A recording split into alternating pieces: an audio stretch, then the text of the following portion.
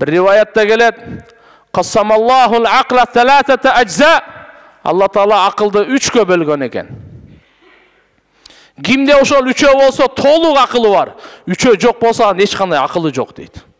Al qaysı dese husni ma'rifatillah, husni ibadetillah ve husni sabri ala avamirillah. Birincisi Allah'ını çıraylı tanışlık. Allah Taala'nı çıraylı tanışlık. Jaratkandı, ömür bergendi. Çıraylı ırıskı berip jatkan ulu zatты, alamды başkargan ulu zatты çıraylı tanışlık. İkincisi husni marifetillah'dan keyin husni ibadetillah. Allah Taala'ga çıraylı ibadat kılışlık. Bizni bir tamçıdan jaratıptır. Ошундай akıl, es, göz, çıraylı жүз berdi, жүрөк, akı bardıq müçölörüzü толық kılgan uluğa, zatqa biz ne kılış? Çıraylı ibadat kılışlık.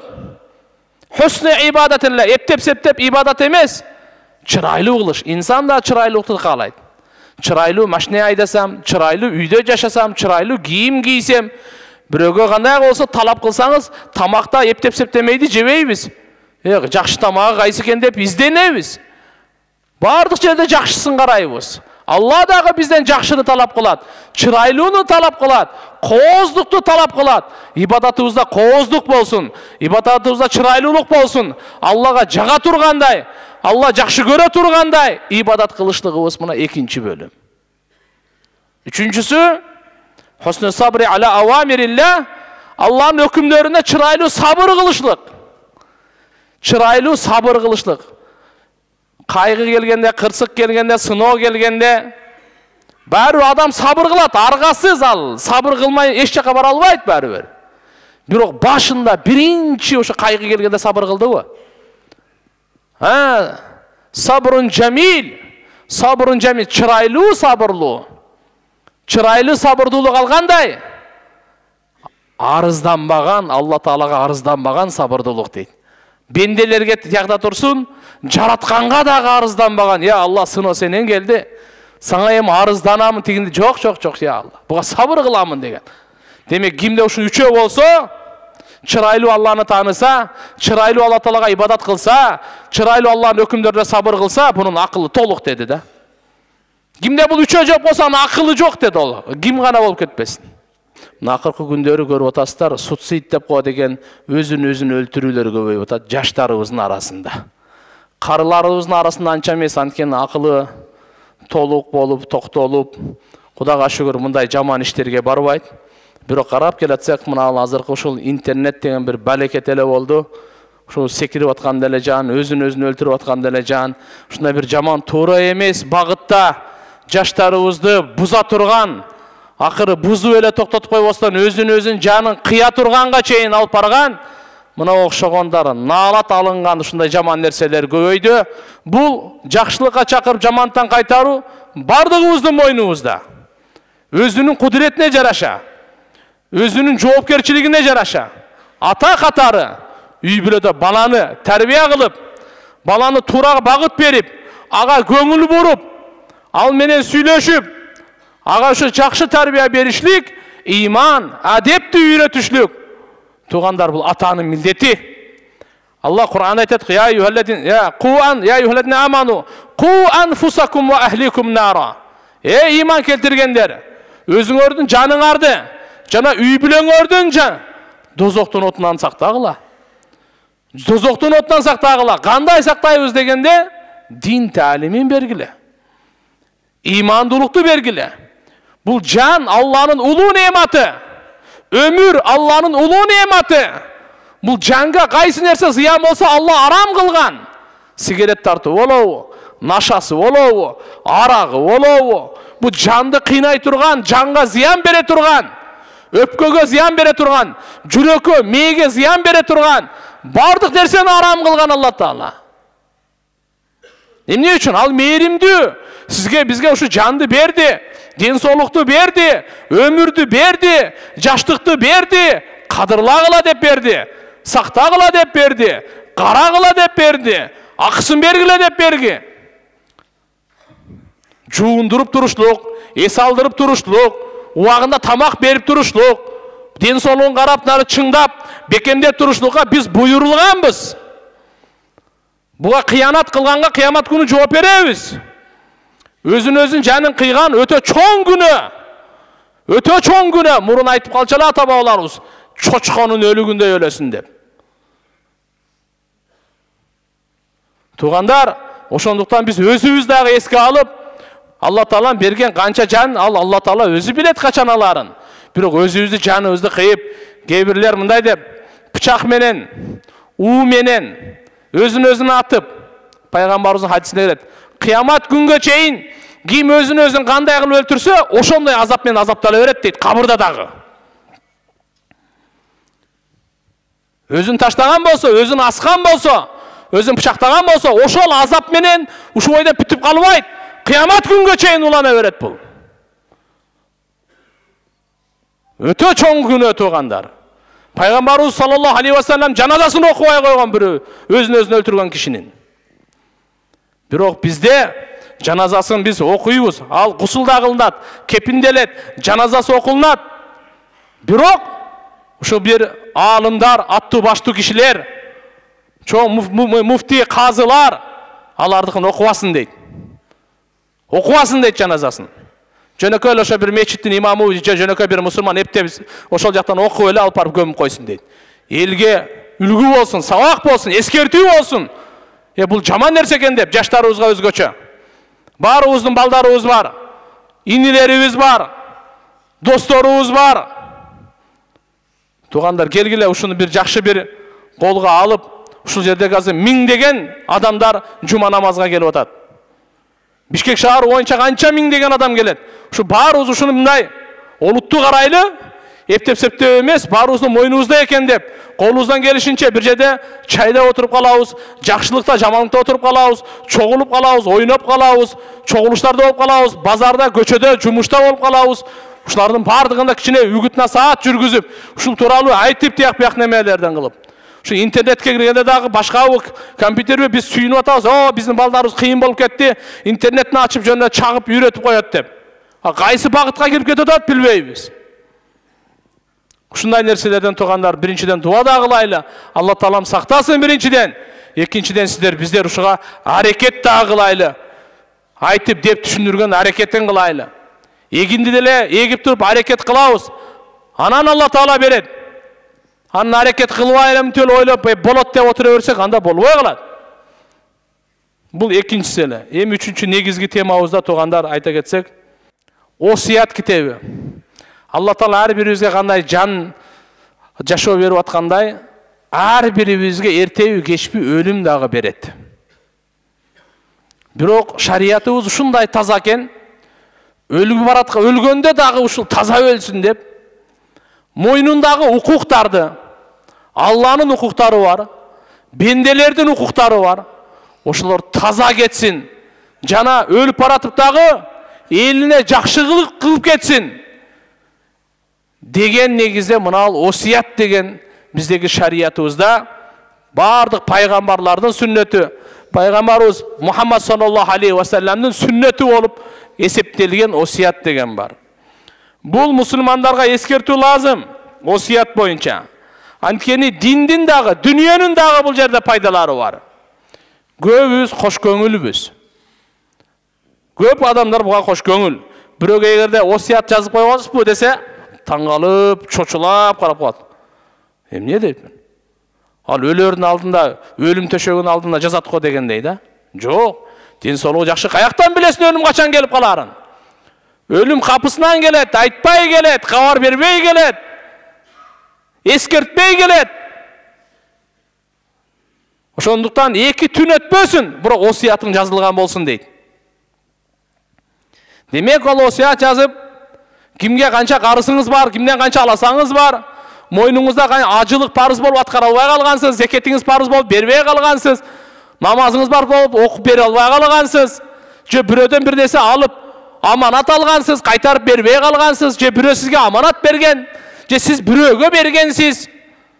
Осият дейт, ушунун бардыгын жазып коюштук. Мындан башка таквалык, дин, ушул тууралуу буюрса азыр маселе кылып бермекчибиз. Демек, канча деген адамдар бар. капысынан өлүп калып эч кабары жок. Экинчи канча деген байлары бар, малынан пайда албаган. Канчалык укуктары бар, текке кеткен. Канчалык аманаттар бар, аманат ээсине кайтарылып бербей калынат. Пайгамбарыбыздын хадиси رواه الترمذي في سننه من حديث أبي هريرة رضي الله تعالى عنه قال رسول الله صلى الله عليه وسلم نفس المؤمن معلقة بدينه حتى يقضى عنه. Момундун жаны асылып тура берет экен, карызы менен төлөнмөйүнчө туруп калат экен ушинтип. Ошон үчүн пайгамбарыбыз ким карыз болсо, аны окубай койгон жери ушул. Демек, карызына ошон үчүн биз айтабыз, баласы барбы, жакыны барбы, туруп айтып койсун деп, жаназада катышып жүрөсүздөр, ал туруп айтат, мына карызы аласасы бересеси болсо мага келсин, мен берем, мен алам деп, ушунчалык бир күбөлүк өтүп коет. Туганда бирок ошого жеткирбестен туруп, алдына ала боло турган иштерибиз бар, аны ушуну осият деп коет. Пайгамбарыбыз Мухаммад алейхиссаламдын жана бардык пайгамбарлардын бул сүннөтү болот. Ошондуктан биз аларга ээрчишибиз керек. Анткени алар улуу адамдар, акылы толук адамдар, осиятты туугандар балдарыбызга жана жакындарыбызга. Балдарыбызга осият бере турган, жакындарыбызга осият айтып, жөн тил менен эмес, жазып кое турган. Биринчисине би таквалла ва тамассук бидини. Алладан корккула деген ушу осият. Мен бармынбы, жокмунбу, бирок мен балдарыма, туугандарыма биринчи айтайын, Алладан коркуп жашагыла. Бирөөгө зулумдук кылбагыла. Алланын динин бекем кармагыла. Алланын динин таштап, капыр болуп калбагыла. Жаман жолго түшүп кетпегиле. Ибрахим пайгамбар жана Якуб пайгамбар балдарына осият айтканы. Ва васса биха Ибрахиму банихи ва Якубу я бания инналлаха астафа лакумуд дина фала тамутунна илля ва антум муслимун. Ибрахим пайгамбар балдарына, Якуб пайгамбар балдарына, эй балдарым деп осият кылат. Эмне деп? Алла Таала силерге ислам, мынакей динди тандап берген. Силерге өлүм келбесин, бирок силер мусулман болуп өлгүлө. Мусулман болуп Аллага баш ийип, кулчулдук кылып Алланын дининде деген. Осият 4 түрлүү болот экен. Биринчиси важип, экинчиси мустахаб, үчүнчүсү мубах, төртүнчүсү макру. Важип осият ал аманаттарды кайтарып берүү, карыздарды берүү. Мойнуңузда бирөөнүн аманаты болсо, же бирөөгө карыз болсоңуз, осиятыңызга жазып коюңуз. Аялыңызга, бала чакаңызга, паланчанын баласы паланчага мен 10.000 сом карызмын. Же паланчанын паланчасы аманаты менин мойнумда, ушул турат. Аны кайтарып бересиз, жакшы. Сиз болбой калсаңыз кандай? Ким билет кандай ызычуу болбосун? Bunun öte çoğun paydası ölgönden keyin ızıçı olmasın. Mal mülüktü talaşu. Azı bugünkü günü karanız kança degen ızıçı. Sottoşup sotu bütpeyt. Sotqa berip parası bütpeyt. Anın arkasında kança degen ziyan. Mına tuğanlar. Oşondukta mına osiyatqa mınalar жазыла turgan nesler. Bul vacip eken. Mustahabı kanday? Kafarat. Namazın fidyasın, orozon okun. Ушунча бир 10 жылдан бери намаз окубай калган элем, карызы менин мойнумда, балдарым колуңардан келе турган болсо ошону берип койгула деп. Андан кийин булардан башка дагы кандай бул мен мисалы кеткенден кийин кой, кокус жок болуп калса мынакей садака жарияга, же бир жетимдерге осият мураскорлорго берилбейт, айтылбайт. Өзү биринчи мен силерге бир баштап коеюн. Адам өлгөндө 4 нерсе бар. Биринчи тажхиз, такфин деп коет. Кепинге, жууганга, машина менен көтөрүп, көр сатып алганга, ал жерде көр казганга, алып барганга кете турган, ошол өлүктүн малынан биринчи ушуга чыгаша калат. Экинчиси кимге карыз болсо, карызын берилет. Үчүнчүсү, карыздан ашкандан кийин осият 3төн 1-ине берилет. Мисалы 30 сом таштап кеткен болсо, осият кылды, 20 сомго же 30 сомго жок, 10 сом эле берилет. Калган 20 сому мураскорлорго бөлүнөт. Бул 4-үнчүсү мураскорлордун акысы. Биринчи кепин, ушуну көмгөнгө даярдыгы, экинчиси карыздар, үчүнчүсү осият, 4-үнчүсү мураскор. Ушул тартип менен өзү бөлүнөт. Эми аз мына жердеги азыр айтып атканыбыз осияттын экинчиси бул мустахабтар, үчүнчүсү мубах деп коет. Байларга, туугандарга болсо да осият кылса болот. Узагыраак туугандар мурасхор эмес, ошолорго паланчасына мынча берип койгула же тигиндей кылып койгула деп. Ал эми макрух осият фасыктарга, күнөөкөрлөргө бериштик дейт. Ал фарз, важип, мисалы ажылык болсо осиятты бул важип деп, Алла Тааланын укугу менен бенделердин укугу деп экөөнү тең чогуу айтып келинет. Абдулла ибн Умар разияллаху анхума айткан сөзү бар да, пайгамбарыбыз Мухаммад алейхиссаламдан осият тууралуу укканымдан кийин дайыма мен алдында осият жазып коет элем дейт. Бул эми мустахаб осиятка да кирет экен. Кандай? Бала чакаңызга, үй бүлөңүзгө ушу жакшы иштерге сарптагыла. Мисалы мечит куруп кеткиле деди, жол салып кеткиле деди, суу чыгарып кеткиле деди, өзүнүн малынан. Ушуна бир осият кылып кетти балдарына. Жакшы иштерге, жетимдерди бир болу бир 2-3 жетим багып койгула. Бир болсо болбойт энд ушуна бир садака паланча деген акчаны садака кылып койгула деди. Бул ушу мустахаб осияттарга кирип калат экен. Бирок мунун эки шарты бар. Биринчиси 3төн 1 бөлүгү. Астулус деп пайгамбарыбыз Саад ибн Аби Ваккас радияллаху анху айткан жери бар эле. Ошо осият кылып атканда астулус деп коет, ушу 3төн 1. Бул дагы көп. Ушу 3төн 1-ине гана осият кылынат. Мал мүлкүңүз мисалы канча десем, азыркында $3000 болсо, $1000 гана осият болот, $2000 мурасхорлор бөлүп алат. Экинчиси мурасхордон башкага гана болуш керек. Мурасхорго берилбейт. Мурасхорго ал мурасы берилет, ал эми осият мурас эместерге берилет. Албетте осият кээде арам болуп калат экен. Шариятка каршы нерселерге осият кылуу арам. Мен өлгөндөн кийин кыйкырып ыйлагыла. Мен өлгөндөн кийин паланча түкүнчө бир немелерди кылгыла. Шариятка каршы нерселерди осият кылышлык, эстелик тургузгула өлгөнүмдөн кийин деп. Мына ушу осияттар туугандар арам болуп калат, жакшы эмес. Же болбосо паланча менен мамиле кылып алгыла, тууган менен кичине капаланып урушуп калган, ошо менен бир жээни барбы, тайкеси барбы, менен катташпагыла деп тууганчылыкты үзгүлө деп осият берип атат. Же мусулмандарга бир зыян бергиле деп осият берип атат. Же паланча адамдан өч алгыла деп осият берип атат. Же болсо паланча мурасхорго акысын бербей койгула деп атат. Мына окшогон шариятка каршы осияттар арам болуп калат. Мындайлар туугандар арам болуп калат. Башында айтып кеткендей, осият жазганда Алла Таалага мактоо, пайгамбар саллаллаху алейхи ва салламга салават, андан кийин паланча деп осият жазып, ашхаду ан ла илаха иллаллаху вахдаху ла шарика лах ва ашхаду анна Мухаммадан абдуху ва расулуху ва анна Иса абдуллаху ва расулуху ва калимату алқаха ила Марьям ва руху минху ва анна аль-джанната хаққун ва ан-нару хаққун ва саату ла райба фи. Демек пайгамбарыбыз Мухаммад алейхиссаламга күбөлүк, андан мурда Алла Таалага, Иса пайгамбарга, бул Алла Тааланын кулу, Алланын элчиси деп Марьям энебизге Алла Таала ушундай ал Марьям энебизге Алла субханаху ва таала ушу кандай деп Алла Тааланын тарабынан бул ушу эркекке кошулбастан туруп мынакей бала көргөн, бейиш бул акыйкат, дозок бул акыйкат, кыямат күндө шек жок. Ва анналлаху ябасу ман фил кубур. Алла Таала кабырдагы ким болбосун бардыгын кайра тирилтет. Ва уси аулади, балдарыма осият кылам. Ва ахли, үй бүлөмө, ва акариби, туугандарыма, ва жамир муслимин, бардык мусулмандарга би таквалла, Алланын таквасы менен деп. Жана андан кийин да ушинтип осият кимге бересе, аласа, Алланын укугу, бенделердин укугун бардыгын ушундай осиятка камтып, акырында күбө кылып ошол акырындагы бүтөрүндө ва яхтиму залика би дуали нафсихи бил магфира ва рахма ва духулул джинан айтат, акырында Алла Таала менин күнөөмдү кечирсин, мени өз райымына алсын, жана мени бейишине киргизсин деген сөз менен бүтүрсүн дейт. Ушундай кылып туруп анан кийин мына ушул осиятты бекемдеп коет экен. Бул туугандар эмне үчүн бизде азырында жаңылык катары угулуп атканы менен бул нерсе биздин шариятыбыздагы бар нерсе. Мурасхорлукту Алланын элчиси кандай айткан болсо ошондой кылып бөлгөнүбүз. Көбүнчө бизде акыркы эң кенже баласы эле алып калат дагы, башка балдары, кыздары эч ким ага бербей коет. Бул чоң зулумдук. Мурасхорго эгерде ата энеси ден соолугу жакшы учурунда өзү бөлүп берип койсо, мына үй кенжетайдыкы, мына ол болсо паланча кыздыкы же паланчагын.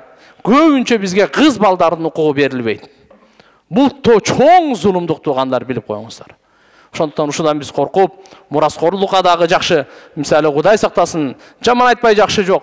Ертеги барыбыздын башында бар нерсе. Бир нерсе болуп калса, биз аалымдарга кайрылайлы, муфтият, казият, имамдарга кайрылайлы. Мынакей, ушу паланча киши өттү, ата-энеси бар эле, же болбосо мынча баласы бар, ушунча кызы бар, мына аялы, ушунча таштап кеткен мүлкү бар, кандай бөлүнүш керек? Алар бардыгы процент менен, мисалы, 1ден 6 бөлүгү мынчага, 6тан 1 бөлүгү мынча, 7тен 1 бөлүгү мынча, 3тен 1 бөлүгү мынча, 2ден 3 мынча деп барын жазып берет. Кийин анан акчаңарды өзүңөр сарлай бересиңер. Бар бөлүп бергенден кийин мүмкүн экөөлөр, мисалы, кээ бир үйдү же сарайды бузганга туура келип калат, андай кылышпайт. Мүмкүн бирөөсү экинчиге сатып берет же берип коет. Бул туугандар тазалык деп коет. Буну адилеттүүлүк деп коет. Мына демек, иншалла, биз ушуга биз барыбыз аракет кылайлы. Анткени бул да Алла Тааланын сиздерге, биздерге берген ушул жашоодогу өкүмдөрдү эле бербестен, өлүм учурундагы өкүмдөргө дагы көңүл бурдуртуп, ошол учурда дагы бир бактылуулукту, ошол учурда дагы адилеттүүлүктү тургузган дин барбы? Кана ким? Жок бир дагы исламдан башка. Мынандай ушундай татынакай ислам динибиз бар туугандар. Осиятын дагы, мурасын дагы, ал ошол өлгөн кишини мисалы жууганда анын айыбын айтпагыла дейт. Аны көргөндөр карап кандай. Бул узун маселе, Кудай кааласа буюрса, кийинки жумаларда акырын иншалла айтып беребиз.